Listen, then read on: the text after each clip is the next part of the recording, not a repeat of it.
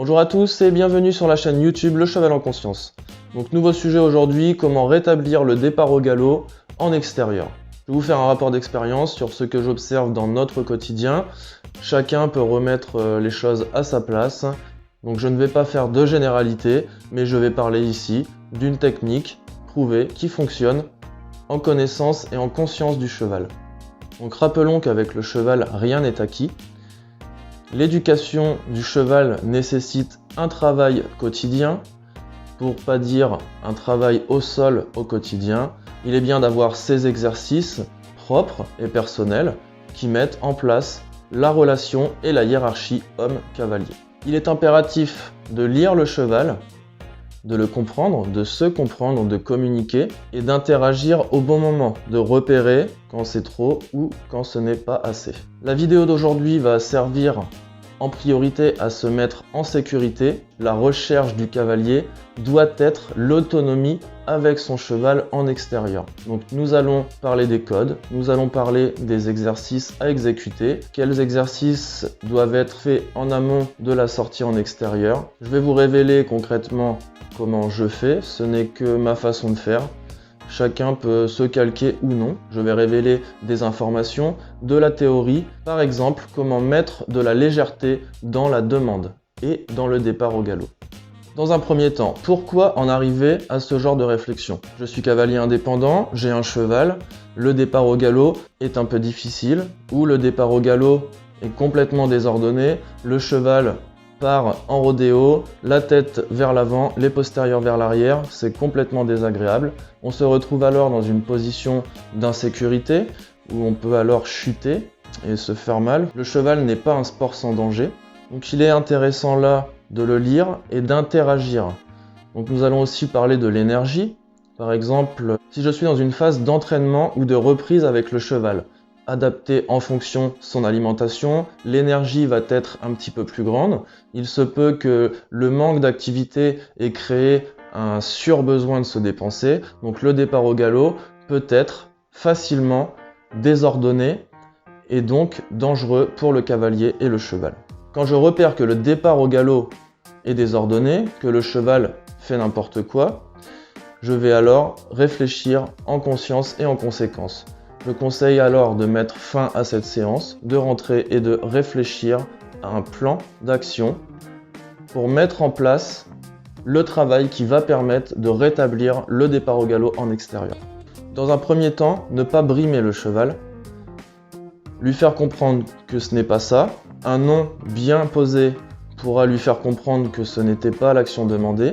Pour ce travail qu'il va falloir mettre en place et effectuer avec brio, je propose d'étudier le choix du sol au moment du départ au galop, le dénivelé, la distance sur laquelle nous allons nous élancer pour les premiers galops contrôlés.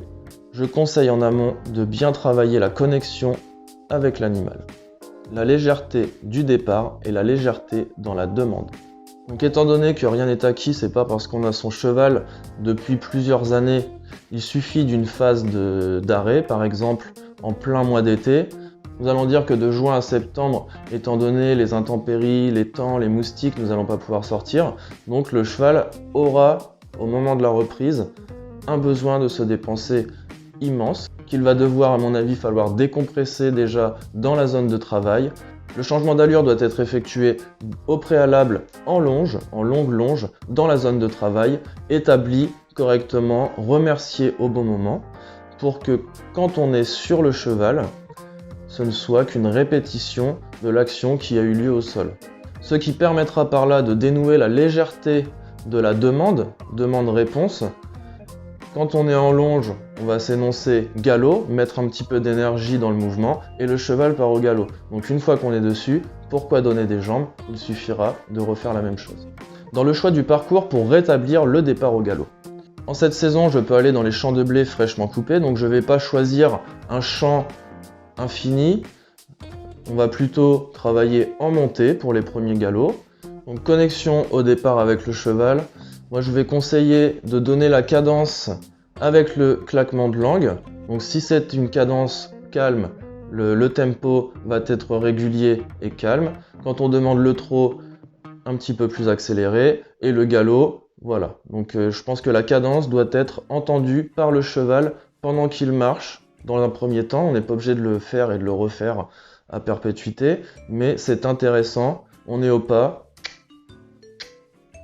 le tempo est clair, le cheval sait ce qu'il doit faire. Si le tempo est bas comme ça, on n'a pas à trotter par exemple, on n'a pas à galoper. Donc mettre bien les boutons en place, mettre les codes en place, connexion maximum avec le cheval. Mes demandes vont être légères, claires et comprises par le cheval. Donc dans le départ de la balade, on accompagne le cheval sur 1 km, 1 km et demi au sol. Ensuite, on va monter dessus, le pas, et on démarre le trot. Trot contrôlé, on ne demande pas à ce moment-là le départ au galop. Le cheval n'a pas à démarrer au galop. Donc trot contrôlé sur quelques kilomètres, 5, 6. Ensuite, on redescend l'énergie, on repasse au pas, on voit si tout se passe bien. On sélectionne une parcelle donc où le sol n'a pas de dénivelé latéral. En légère montée, moi je conseille pour les premiers départs au galop. Comme ça va demander un petit peu au cheval de forcer. Si on est en descente, il va plutôt chercher à embarquer s'il a envie d'aller dans l'élan. Donc en montée, on est plus en sécurité. Une montée avec une fin. On va faire plusieurs fois, donc une fois au trot la montée, on remercie, on redescend au pas, on canalise l'énergie, et là on va demander le départ au galop. Donc on a quand même fatigué un petit peu le cheval, la connexion est très présente, on a fait du pas, on a fait du trot contrôlé, il n'y a pas eu de déboire, donc on va pouvoir démarrer au galop depuis le trot. Donc on se relance dans la montée, donc on va dire que c'est bien d'avoir 500 mètres environ pour pouvoir quand même y aller au besoin. On démarre au trot et galop. Donc normalement le cheval s'élance, il n'y a pas besoin de donner des jambes, il n'y a pas besoin de forcer, il suffit juste de donner l'énergie nécessaire. Galop, voilà, là ça cause, là ça parle, ça donne le tempo décalant, ça donne le tempo de départ. Le cheval part au galop, contact permanent, pas de rupture de contact, pas de rupture de cadence, et trotter, on remercie. Il faut exécuter au moins une fois cette action-là avant de recommencer autre part. Si cette action ne s'est pas déroulée correctement, on peut recommencer. Le but va être de ne pas monter l'énergie et de remercier au bon moment. Galop, le cheval ne baisse pas la tête, il n'y a pas de montée de postérieur, il n'y a pas de quoi que ce soit. On remercie, c'est ça qu'on va rechercher. Dès que le cheval va baisser la tête, va monter les postérieurs, pendant le premier exercice, on va bien lui faire comprendre que ce n'est pas ça l'action demandée. Par un geste, par la voix, par une contrainte, le faire s'arrêter, décaler les postérieurs pour bien lui faire comprendre que ce n'est pas ça. Le départ au galop doit s'effectuer dans la légèreté, dans la mise en mouvement et dans une impulsion neutre et calme. Donc à ce moment-là, dans quel état d'esprit je dois être? Il est conseillé de ne pas être dans l'intention, de ne pas avoir peur bien sûr, en aucunement, d'être rassurant, d'être calme, léger sur le cheval et présent, tout simplement. Une fois cette première étape établie, on va passer à la deuxième étape, avancer, donc repasser au pas, redescendre l'énergie, aller sur un autre environnement. Ce qui est bien, c'est qu'il n'y ait rien autour dans un premier temps, parce que s'il y a des arbres, s'il y a des murs ou des fins de murs, le cheval peut avoir peur, peut faire un décalage. Au début, on va faciliter au cheval le fait d'être dans un environnement éclairé et écarté, on va dire avec un champ de vision. Il n'y a pas de décalage sur le champ de vision, on va vraiment se concentrer sur la ligne droite. Donc j'invite alors dans cette première séance à ne pas appuyer trop, c'est-à-dire ne pas insister, ne pas saouler le cheval. Donc on va le faire, si ça réussit, une fois, 2 fois, 3 fois maximum, et on rentre, c'est terminé, on le remercie. Voilà, on laisse vraiment les choses se faire, on le laisse mentaliser. Le cheval à l'arrêt va mentaliser l'action, et il se peut très fortement que le prochain départ au galop soit parfait.